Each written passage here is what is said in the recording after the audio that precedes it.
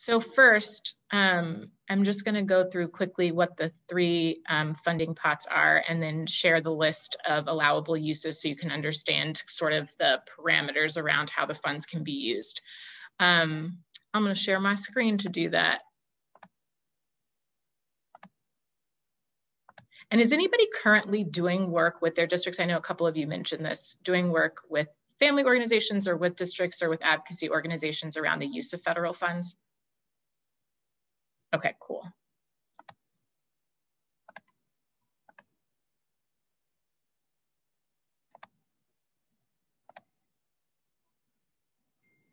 Okay. So essentially there were three pots of money that came down from the federal government to address COVID related issues in schools. The first one, I'm sure y'all are familiar with these terms, but the CARES Act, which the law passed in March 2020, created the Elementary and Secondary School Emergency Relief Fund, or ESSER. And that fund gave $13.2 billion to K-12 schools.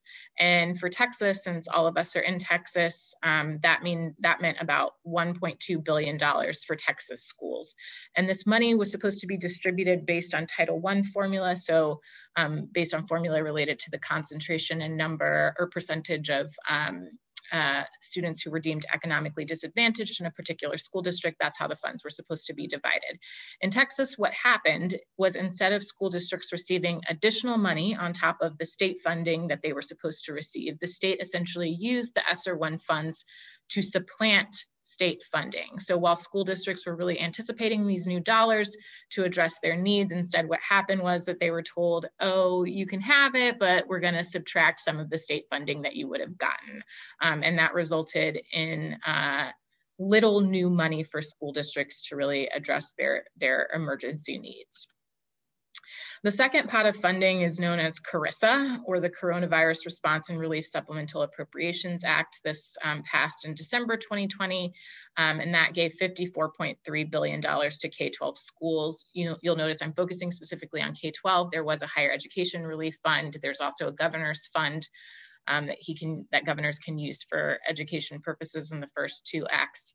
But we're talking about K-12 schools here. So Texas got about $5.5 billion from this fund. Schools only recently, like in the past 5 or 6 weeks, found out that they would actually be able to access this money.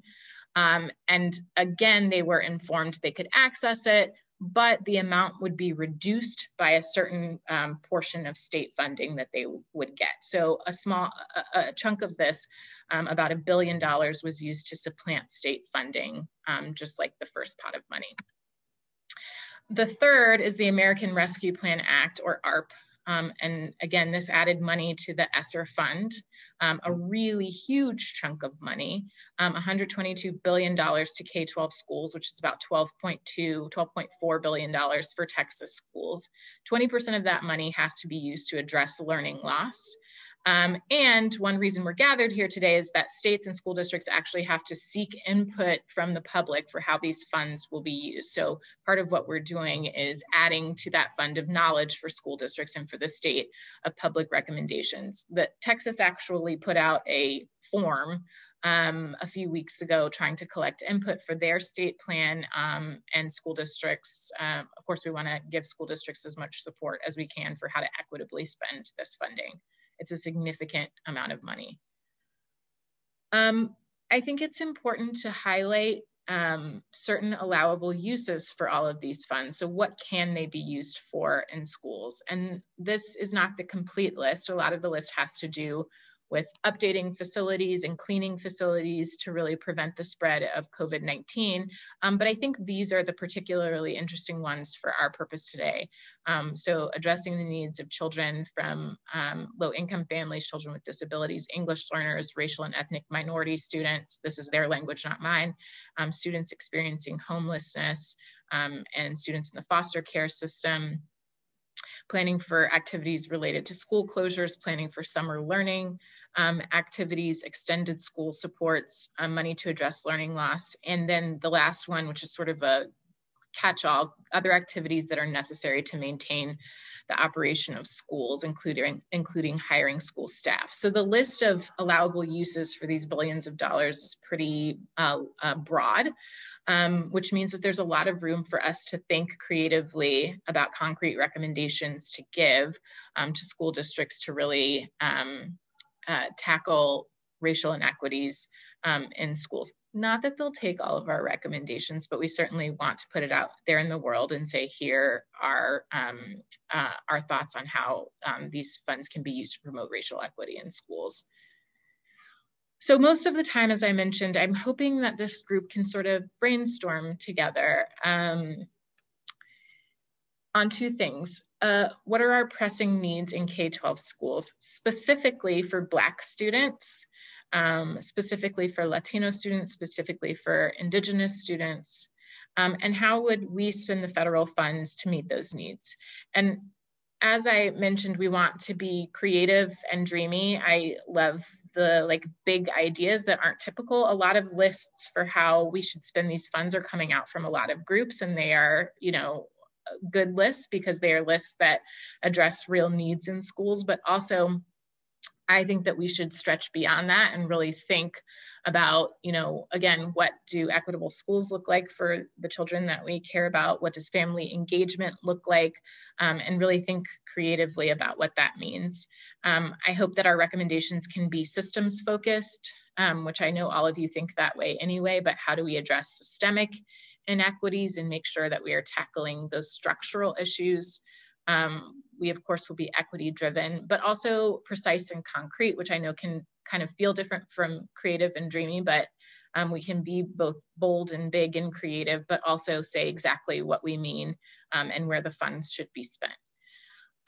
I would love to open it up to additional thoughts on how we need to think about what we're doing for the next few minutes. Does anyone have any questions at all about any of the federal funding or thoughts about how we can think about making recommendations that would be useful to schools and school districts? So I need just a clarification. So it sounds like there's these three different resources. The first of which you said that money was used to supplant or replace what schools would have gotten in funding anyway. So what that means is that the funding that they were getting is gone somewhere in some other universe, or what? Yeah, this is a really good question. It's a good question of where the money actually is, and where the money actually is the state of Texas, which essentially kept their own money and replaced their own money. Okay. So that money has been used or is being used by school districts to replace state funding. So things that they had already been planning for. If we're thinking about new money on the table and what can be done with new money on the table, it's the last fund, which is a little over $12 billion. And it's a portion, yes, in Texas. Okay. And it's a portion, and these recommendations could go anywhere, but just to think concretely about what the money is, it's a little over $12 billion in Texas and from the third fund. And then from the second one, it's about $4 billion. And I know some schools, and again, 20% of that has to go toward learning loss, but that doesn't mean we can't think creatively about what addressing learning loss looks like. And then the rest of it just has to fall within those allowable uses. So off the rip, off of my head, in terms of, I was one of the things I actually thought about before you present that list was learning loss and what that looks like. And I was always concerned about those Black and brown and other youth of color who are receiving special ed services or resource services, and what their learning loss looks like, or what those particular unique needs may be under the circumstances of what happened during COVID and everything. Also, things like, I don't know how much these resources can stretch in terms of replacing things that families need that had losses, like if they had, if they had basic needs that needed to be met, or if there's a way to support any technology that they would need to be able to accommodate their children. I'm not sure how many kids are actually wanting to go back. So there's some of our Black and brown families that don't want to send their kids back to school in the fall. They want to remain virtual, and do they have the resources and the oversight that they need, the special oversight that they need from specific teachers who are just doing the virtual? Because I have a cousin who teaches in San Antonio. She's had to teach virtual and in person at the same time, and it just was not good for her, and it wasn't good for the kids she was teaching. And so I'm brainstorming a lot of that. I know I'm saying a lot at one time, but my off the top are those youth who are in resource, and what do their unique needs look like, and what needs to be done to make sure that they have all of the accommodations that they need and then some, making up for some of the basic needs that some of our families may need, have lost as a result of that. And then in learning loss, addressing any technology needs with the proper oversight, tutoring services, whatever can come out of that. That's just I actually love the way that you're thinking, which is like naming some specific problems and then like how to address them. We actually, our thought was to maybe spend a little bit of individual time brainstorming. I'm going to put a link in the chat just to make sure that we're also capturing ideas. It's to a Google form that sort of asks those exact questions, Sherry. So like, what are the problems that you observe? And then like, how can we think about addressing them? And there are 2 hands. I saw Tiffany's first, I think.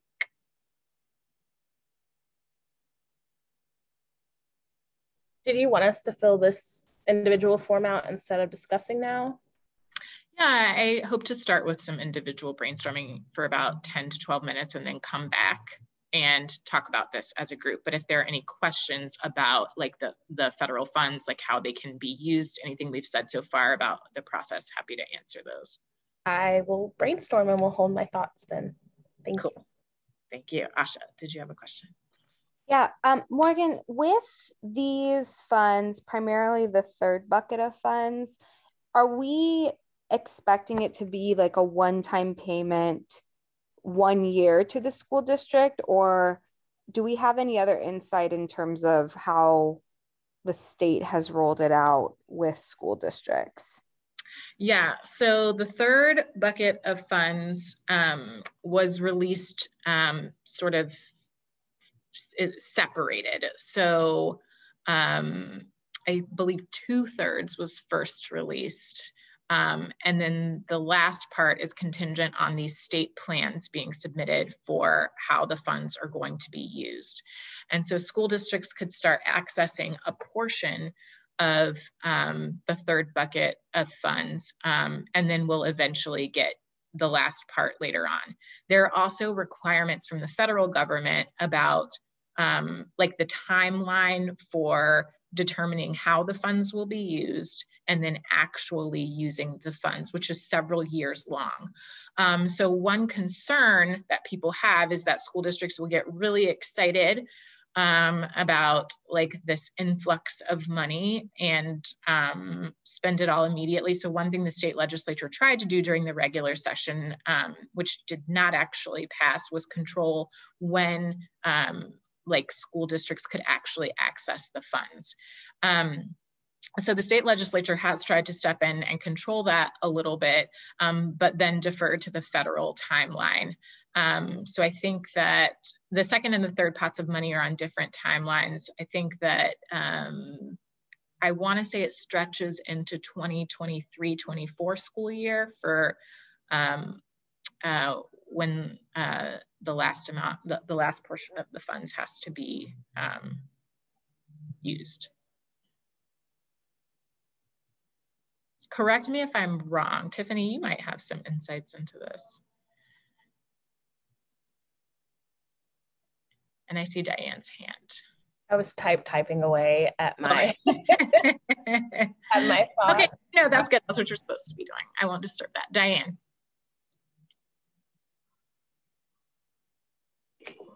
Okay, so I'm gonna make a statement and ask a question, I guess, all in the same. So I was listening to, I don't remember, I think it was, no, I don't remember who was talking. I'm sorry. I'm like looking around, watching everybody who's talking. But so my understanding as an educator, I was an educator who was fortunate enough, I guess, to be immunocompromised enough to be able to teach from home, okay, during this whole pandemic situation. And so 75% of my students were home also. And, that was within all of our classes in our school. I mean, there was very few students in the school. We were told, or the parents were told earlier in the spring that they were going to continue offering virtual for their students. And they had told the teachers that they were going to have some virtual teachers. I have just heard this week that virtual learning in the city of San Antonio, all the ISDs, is not going to be offered after all. So is that something that, because of funding, because they would lose some of their funding, so is this a case where then they could request to replace that funding in order to be able to offer that virtual for the students, not necessarily for the staff, but for the students? Because I can tell you, like, personally, I have parents who have continuously called me. They don't know what they're going to do. And they're already ready to pull their kids out of school and go to an online school because they're scared to send their kids back to class because they can't get vaccinated until the fall. I can speak to that a little bit. Yeah, please do. So yeah, there's been some recent guidance from TEA about it that is permitting virtual learning in some instances, but we will not be paid per pupil funding. So most schools in Texas have said no virtual learning. If you want virtual learning, there's the Texas Virtual Learning Network or whatever it's called. Right. And they have not allowed districts to do that. And as a school board member, I see the most emails from Black, Asian, and Indigenous families that are not knowing what to do because schools weren't necessarily safe for their children even before the pandemic, and now not even without the vaccine. So ESSER funds, I believe, can be used to make up that difference, but your district's going to take a hit either way because they don't get the average daily attendance or the ADA funding. Okay. Yep. And I know that's one thing that the Bexar County districts are pushing for a special legislative session, is to create a pot of fund, and I'm sure other school districts too, but to address that exact issue. I think it's not going to help the argument that the STAR scores just came out revealing what they are revealing about and acknowledging all the problems with relying on those to make decisions with how students who were in extended virtual learning circumstances fared compared to students who went back to school in person. So that's an unfortunate kind of set of data that just came out for those that need to continue remote learning for different reasons. Thank you. So we're going to take like 10 more minutes to work on that form that I dropped in the chat, just to get your individual thoughts flowing, and then we'll come back together and see what we've come up with. And as you're filling it out, please let me know if you have any questions.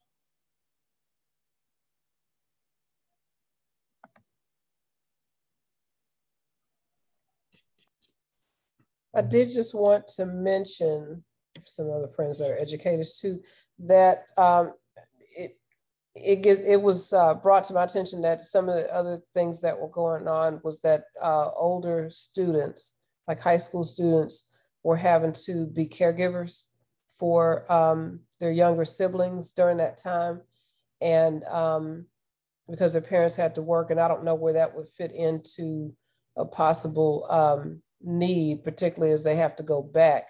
But I guess I just wanted to kind of make that as one of the issues that was brought to my attention by an educator.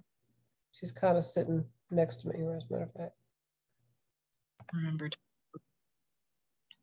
As a side note, since you're all here, I know that some of you are already involved in the work against this anti-CRT nonsense that has come back during the special session. If anyone is not involved and wants to be, let me know and I will add you to an email list. We're meeting tomorrow.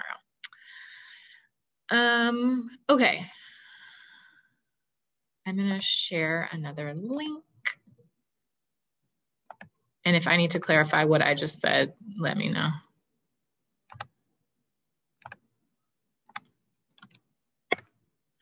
I just dropped in a link to a Jamboard. I don't know how many of you all use Jamboards, but I'll show you in a second. Okay. So this is what we're going to use to capture your ideas. All you have to do, if you see my mouse, is click on the sticky note. It'll pop up. You can type in anything you want. When you save it, it'll show up on the screen for all of us to see. So if we can take a few minutes to start writing in what you identified as the major issues that you are seeing that are impacting students of color in schools, the issues that could specifically be addressed by the solutions you identified for use of the federal funds.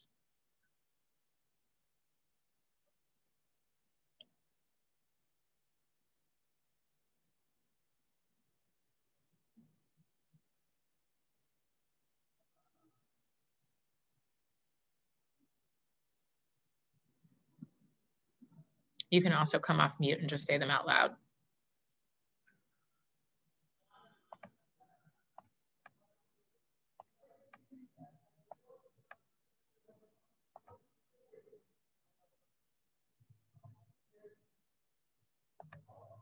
Yeah. Love it.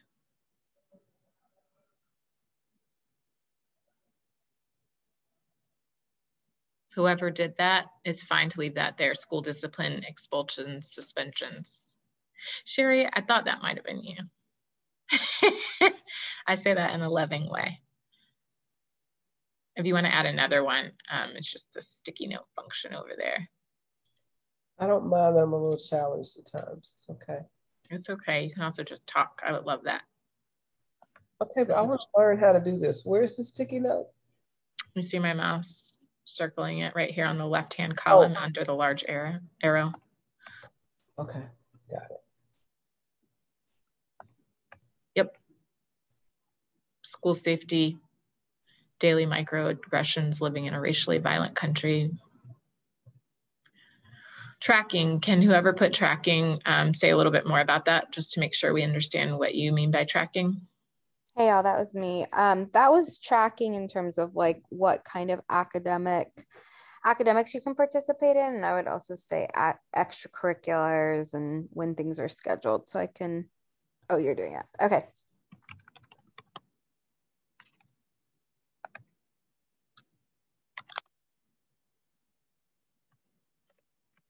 Schedules, extracurriculars. I want to make sure I'm getting this right. Yeah. And I would also say just in terms of like academic programming, so whether fine arts, what type of fine arts, what type of career and technical education courses are located at which schools and which ones they can go to. Yeah. Also for our middle and high school students, I think they don't get enough college prep programs that focus on college prep.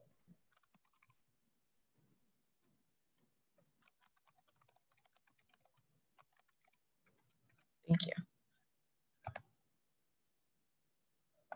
Several punitive discipline ones. Late identification of dyslexia. Homework gap. Yep. So if we can, okay, great. Yeah, financial literacy courses, access to courses is huge. Yep. academic curriculum focused on test taking, test prep, surface level learning, and not the deep learning and other courses that we want students to be able to access. So if we then think about and move to slide 2, how we can spend federal funds to advance racial equity and sort of tackle the specific issues that we noted disproportionately impact students of color, what does that look like? And I do want sticky notes, but if you just start talking, I would also love that, and I will write your sticky note for you as you speak.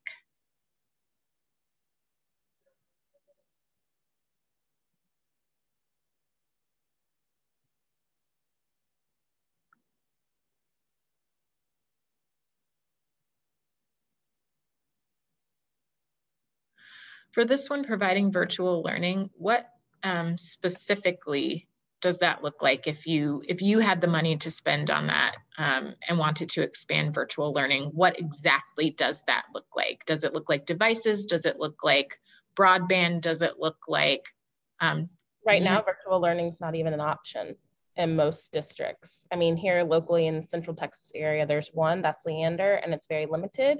And it's limited to families who can prove that they are medically fragile, which, I mean, my experience with Black parents has been that some people don't want to say, my kid's just tired of the racism they experience at school, and this is a safer environment, and we're dying from the pandemic at higher rates.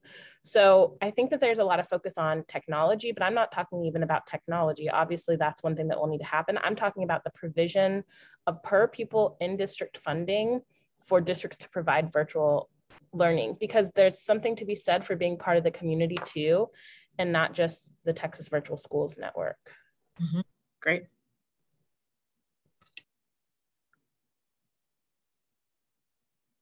Is there something that can be done with funding? And it's okay if the answer is no, to address what you pointed out as the underlying issues that might lead to families of color preferring virtual learning. So not just like funding so school districts can do it, but how do we address the issues that are leading to what you pointed out, why some families prefer virtual learning?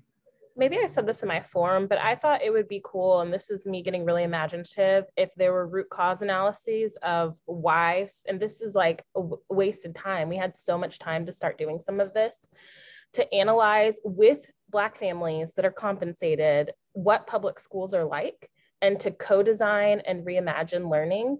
I really had high hopes for ESSA doing that, the Every Student Succeeds Act, kind of bringing stakeholders to the table. That's really what it was supposed to do, but it just seems like we're trying to get back to business as usual. And then of course, teacher training would be good. And we're facing such a crisis with 3979, even around teacher training when we're talking about racial equity. So I think some kind of co-design reimagination of learning with families.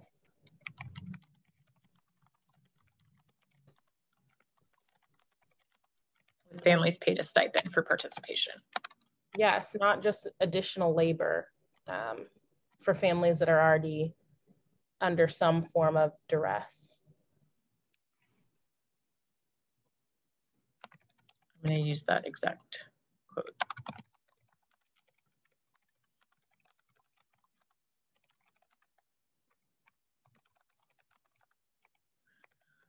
Can someone else share what they're putting in the sticky notes?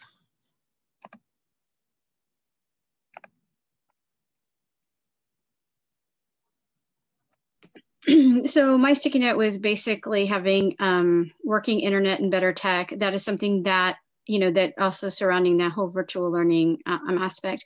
We had, families who didn't have internet access. And so we were providing them with hotspots that didn't work. The hotspots would crap out within a week or two, or the tech would crap out within a week or two. And I understand the district was trying to be very proactive and quickly get things done. But I think there could have been a better way that our IT departments could have made sure that what they were giving out to these families who were already stressed, right? Stressed beyond stress, to make sure that they had working tech, that it wasn't going to be a matter of them having to call over and over and over again. And I know because that was several of the students in my class. it was hard to get them online, or they'd be online and then be gone because it would crap out. And I'm fighting for their tech for them. I had one family that she's got 2 girls. They had to switch hotspots out over the course of this whole school year. They had to switch the hotspots out 6 times. 6 times. And the girls had to get new tech 3 times each. That's not, that's like compounded stress, right? So that's why I wrote that on my sticky. No, that's very helpful. Christina or Thomas, would you mind dropping your report in the... Definitely. Were you going to talk about it? Well, actually, I was just going to kind of agree and add a little bit to what Diane was talking about. So one of the suggestions I put on a sticky note is related to making sure that schools develop some sort of system, whether that's through grants or however that looks, but making sure that families can have access to really not just like basic internet services, but like robust internet services. But unfortunately, a lot of the problem is affordability, and so a lot of these families are unable to afford the service provider that's in their area, which is really frustrating. So if there can be a way for students or in their families to have a reduced cost associated. And I know Thomas and I have been doing some more research about this emergency broadband fund. This is on the federal level. However, there's a deadline to that one is going to close pretty soon. Thomas, if you can remind me when that deadline was, I was going to look that up.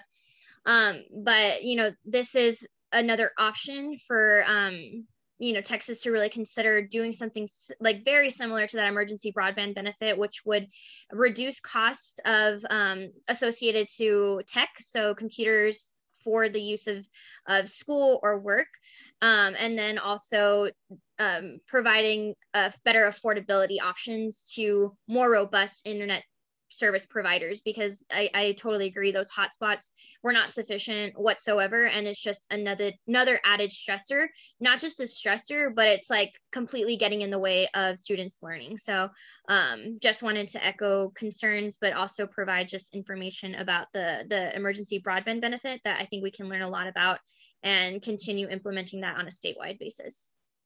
For sure. Thank you for that. And Diane, I see your hand raised.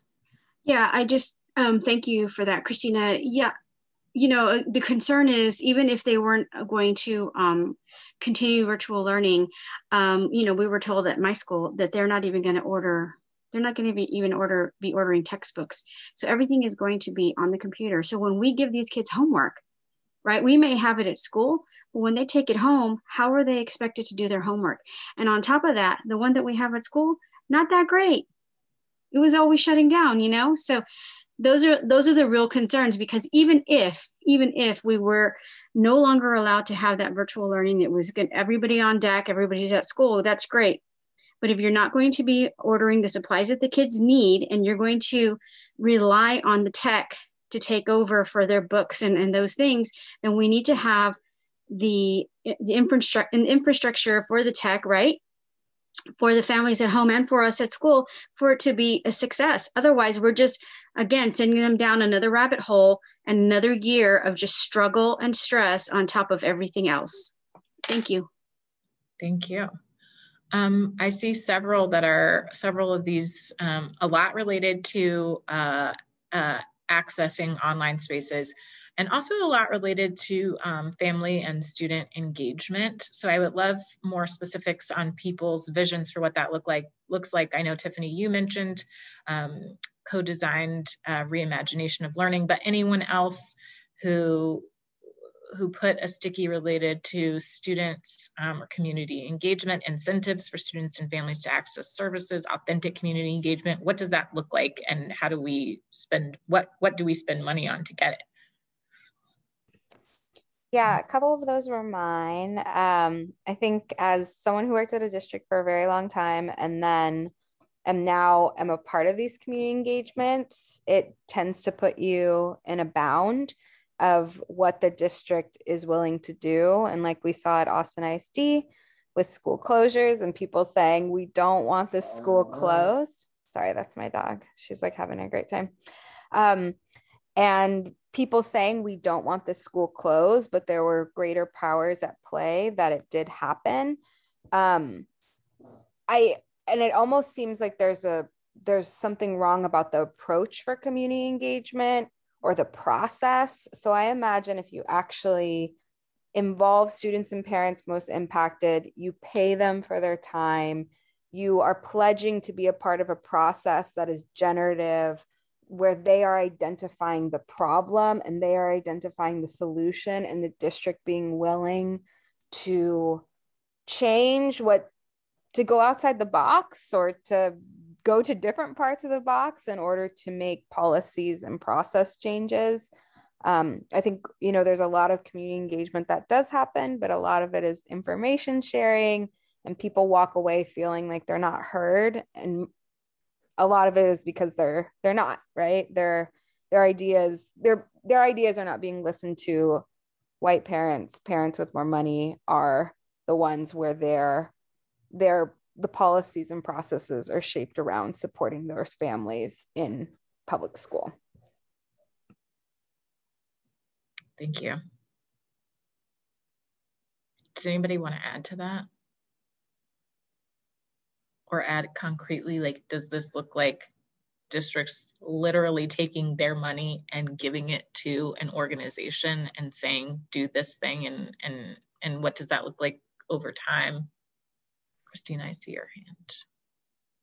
Yeah, I didn't want to take any more space if anyone else had any ideas. I just wanted to uplift some the more concrete things that we could think about. So kind of to the point where families are not uplifted or centered in the conversations, what are considered engagement conversations. I think there just needs to be a more robust way of assessing needs. And if that looks like literally doing a survey and you give the copy, I don't know what that could look like, but there needs to be a better collection mechanism or assessment tool to capture like what are our needs here. If that looks like giving a stipend to a family because they simply can't make bills right now because of all the hardship. I mean, I would say that schools really need to like consider that kind of assessment. Is just like down to the household, like really understand what needs are being unmet. So that was just an idea that I threw out on the Jamboard. One thing that I'm thinking a lot about as we're having this conversation is we often leave the conversation at school and district levels, but I think the most disruptive agency to education in the past in the pandemic really was the TEA.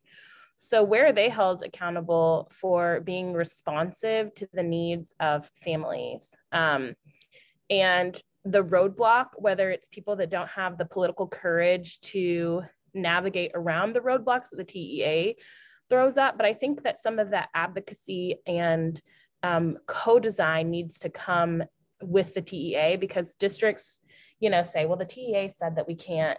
And really it's a cop-out, and I don't think they want to. But I think that we also need to go to the source with our problem solving and our redesign. And that's why I said I'm kind of disappointed, because I understood the Every Student Succeeds Act to kind of make way for that, but we haven't really done that with fidelity. I also think Texas made sure we couldn't do any of those pieces. I was in Chicago when that rolled out, and drastically different from what I see here. That's one where like the TEA accountability, gosh, that would be a really core component to see. I mean, even as we're going through the ESSER reports right now that teams are putting together, or districts are putting together, TA is just coming back with so much nonsense. But a lot of what y'all have in here is what I've been seeing in some of those. And so I would hate for TA to be able to just come through and be like, no, you can't do this pot allotment for whatever they want to do. And I will add it. Oh, go ahead. No, please. I'm gonna change gears. So. Okay. I was just going to say I would add a layer of the legislature to entities that are disruptive. The legislature has given the commissioner of TEA a tremendous amount of power to interpret, to rulemaking, to just decide what to do. So I would add that as a level. And we obviously love like the how of advocacy and how we open up spaces to people, particularly students and families of color, to advocate in all those policymaking spaces. And I think TEA, I think SBOE, I think the state legislature, I think school boards, all of those spaces. Kelly, what were you did you want to shift us? Yeah. And then I'm sorry, if anybody wants to go back, feel free. I wanted to share, this isn't a fully fleshed out idea, so I'm looking for some feedback here. But a lot of my work is this countywide, like push around a strategy and then an internal capacity building of like a stakeholder. So it could be a district, a higher ed, or, CBO, whatever. So when I think about all of those funds that are coming down, and there's tons of vertical alignment teams in districts or in higher ed that are consistently like asking this question of like, how do we promote more equity enrollment or equity in this and equity in that?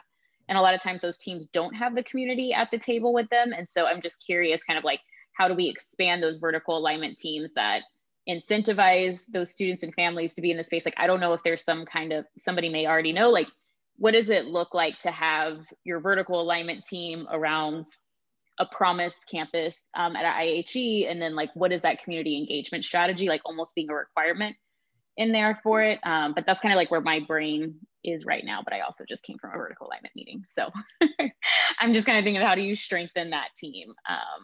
Would love to see dollars to be promoted in that. I love it. I know we're at our hour, and I appreciate your hour on a Thursday evening. So if there are any final thoughts, wrap-up statements, questions, claps. I have some thoughts. One thing we didn't really discuss was, I mean, I don't know. Sometimes I think districts can't be trusted, right? Like even if we create community engagement, I mean, I said what I said. I have one more year as an elected official. We'll see what happens. But even if there's an internal position that oversees community engagement or family engagement, there's internal pressure to make things look like they're good, or there's condescension when working with families.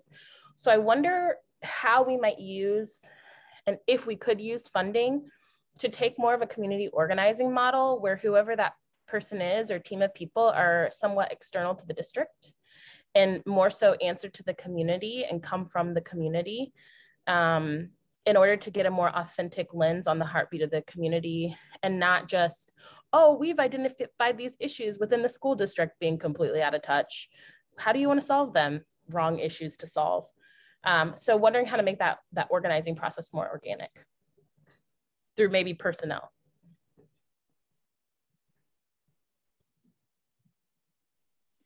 I often think about the community school model, but like, could the community school model often give the community back their resources? So a lot of times we post them in the schools in that model, which like, yes, it's a yes and. So like, if we know the resource needs to be in the school, what does it look like to also stack it in the community? Like if you're identifying it's a problem of food insecurity, why aren't we actually just solving the food insecurity in the community? So I'm wondering if there could be that kind of like two-prong approach you're talking about of like, you already identified it in the school as a need. Who is your community-based holder of that particular problem? Almost like a pairing. I love this so much. Tiffany, I put a sticky note on the slide, but I want to make sure that I didn't like change your idea. It's almost like an independent community engagement board, like you have like independent review boards of, this might not be the best example, but police departments, for example, I'll just say that. Or, you know, an independent review board of like Facebook or whatever. An independent community engagement board that is funded by the school as a show of the school district as a show of their commitment to student engagement, but needs to be like outside of the control to the extent that that is possible, given the funding element of the school district. Is that like what you're envisioning? That then organizes? Yes, and it seems really counterintuitive, but basically I'm thinking about the toolkit that I think, is Asha still here? She may have jumped off. Yeah, jump off. That she's working on with Austin Justice Coalition. Like, what if the district just paid them to go do that and then rate the district for for Black students, or, you know, so yeah. Is there a school district that is bold enough to use their money this way? No, but listen, we hit a school district with some Title VI violations and they about to lose their money anyway. Maybe they could be convinced. Love it. What a perfect way to end this meeting. I love ending meetings with legal threats. So thank you, Tiffany, for just wrapping that up beautifully. And thank you all again for your time. So the next steps for us are, we have two more of these sessions scheduled. The next focused on emergent bilingual students, and the last focused on student perspectives for how to spend the funding. If you all have anyone that you would like, you think should attend those, please send them our way. And then we will follow up with like the full list of recommendations and let all of you review them. If you want to put your name on them, happy to have that. If not, totally fine too, but we will follow up with next steps, and just so appreciate your amazing ideas and your time, of course. And lovely to see so many of you that I haven't seen in a while, and to meet many of you. Thank you. Bye.